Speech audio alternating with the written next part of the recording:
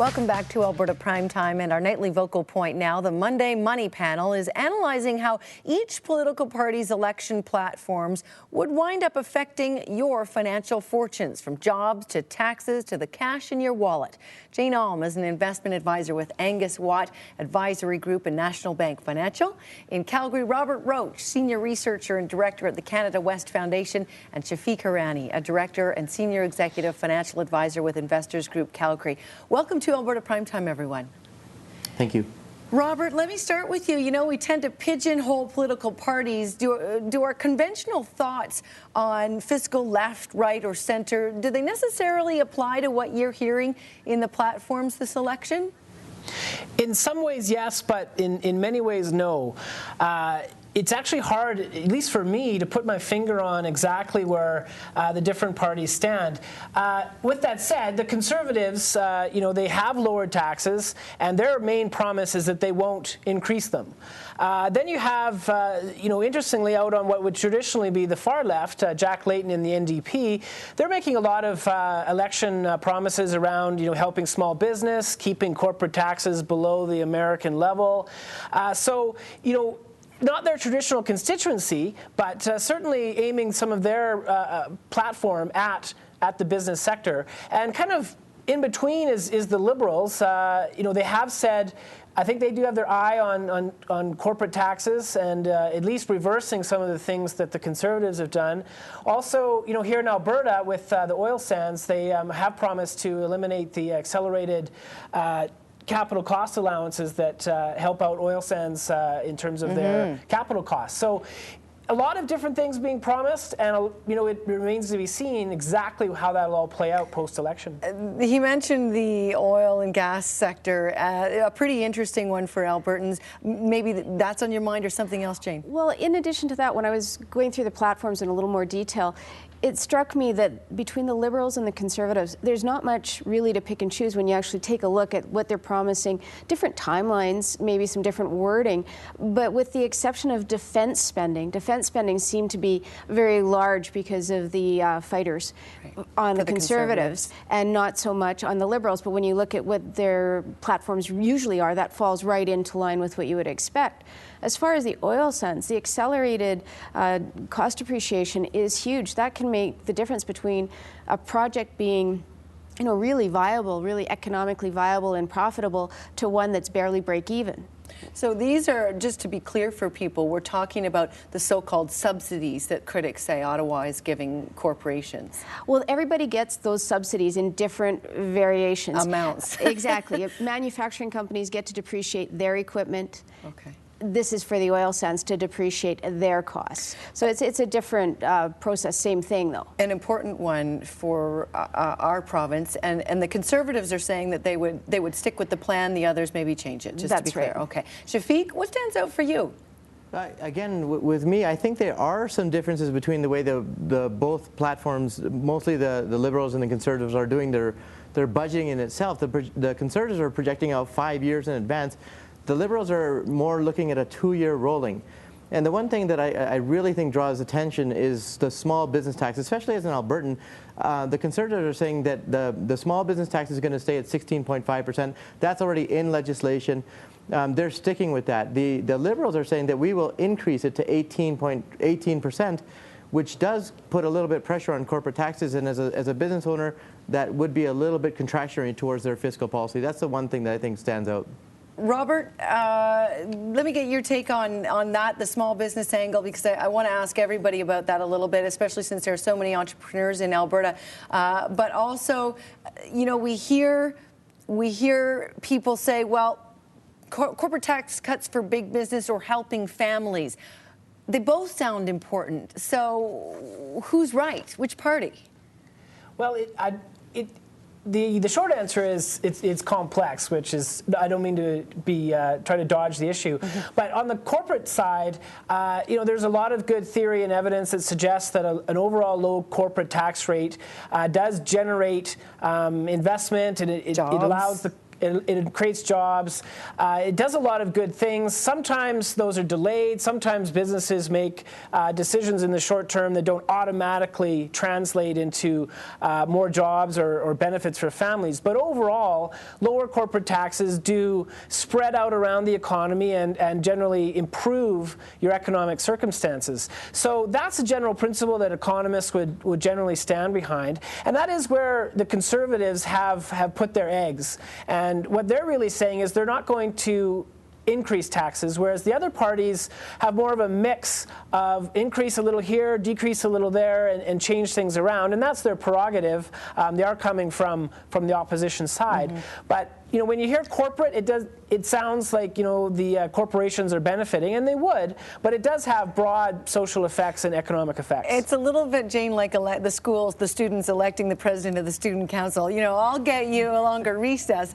When it comes to things like help for families, personal tax credits, things that you can really see a difference in your wallet, it's easy to go, I'll vote for that guy. What we have to remember when we look as well, Jennifer, is we have to look at what the budget that was proposed by the Conservative government heading into this election, which actually caused part of the election being where it is today, is that on those there's a couple key points. First, flow-through investments, which are investments where people invest money in junior companies. They get a tax credit. And then they get shares in those companies.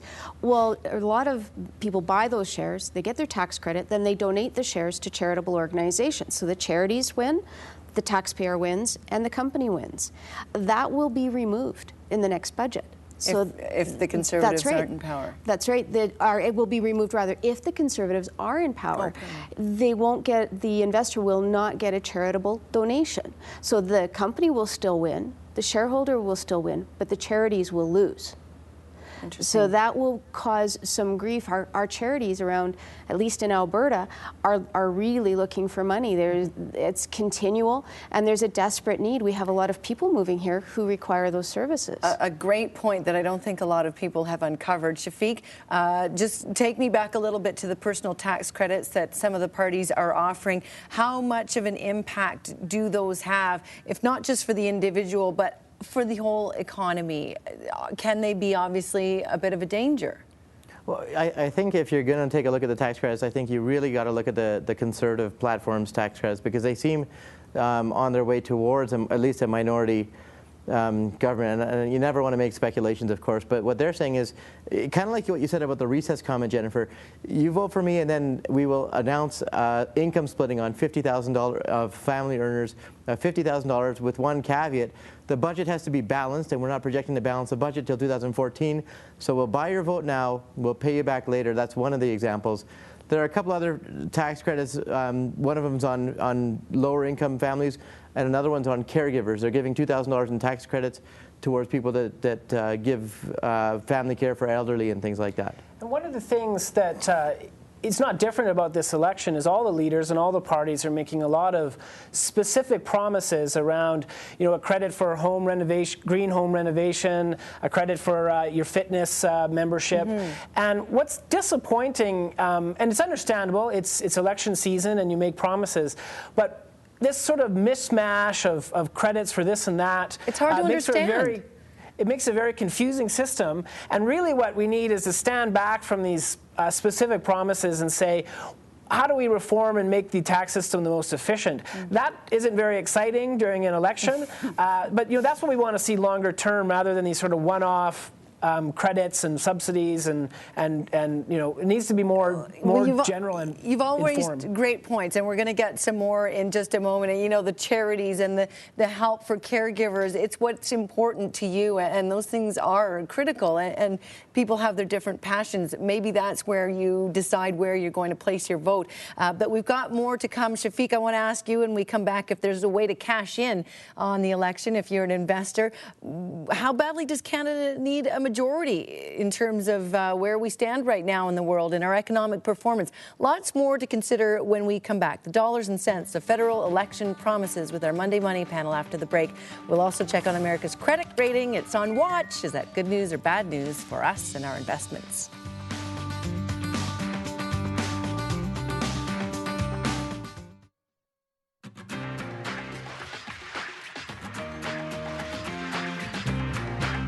Welcome back to Alberta Primetime and the Monday Money Panel. We're analyzing political parties' platforms and their impact. Robert, just because we've only got a short time, I actually want to ask you about the campaign promises that might not happen even if the party that you vote for is elected. How important is a majority government right now for Canada?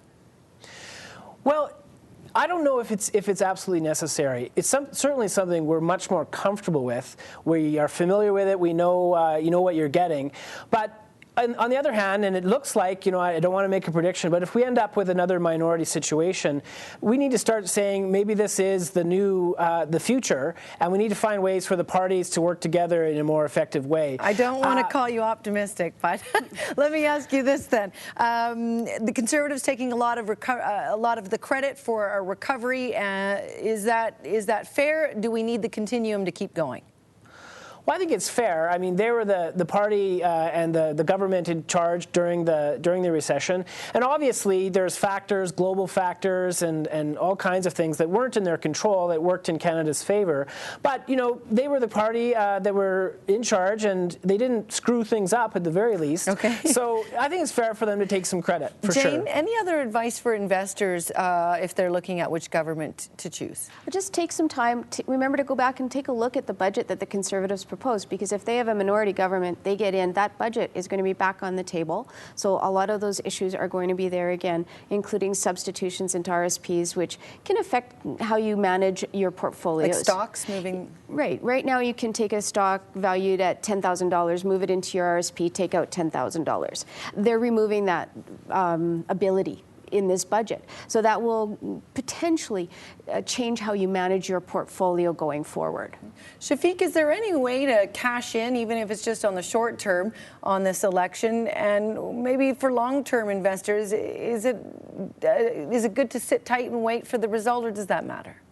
The short term, not really. Canada has a history of the elections don't indicate what's going to happen in the economy. They're more of a reflection of what's already happened in the economy. So in the short term, there might be a little bit of political instability. You may see the Canadian currency drop a little bit, but for all intents purposes, no, nothing in the short term is going to affect the Canadian economy, the Canadian interest rates, bar a coalition. Okay. Long term, if they do balance a budget in 2014, there are some good tax credits. The Conservatives talked about increasing the TFSA limits up to $10,000, so there will be tax benefits down the road. 2 years. Standard & Poor's has just downgraded the U.S. debt outlook to negative. We talked about the Conservatives taking credit for our performance during the recession and our subsequent recovery.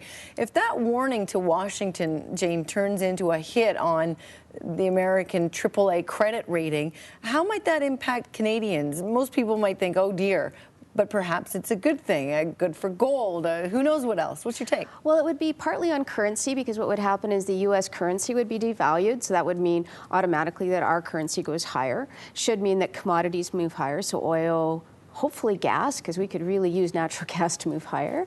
It also, gold would likely move higher, silver would likely move higher.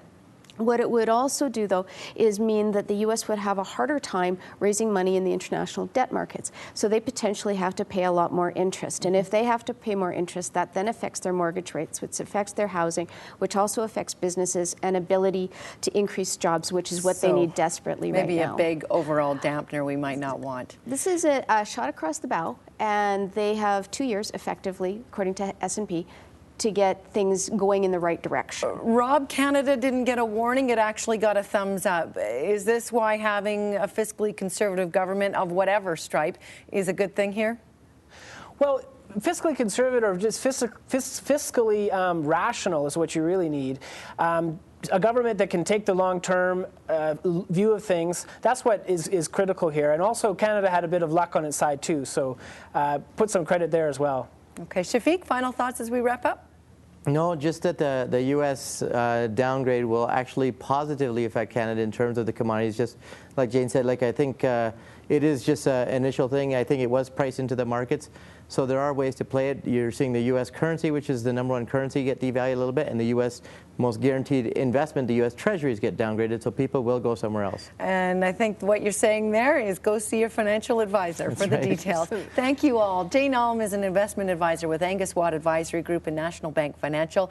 In Calgary, Robert Roach, Senior Researcher and Director at the Canada West Foundation, and Shafik Hirani, a Director and Senior Executive Financial Advisor with Investors Group Calgary.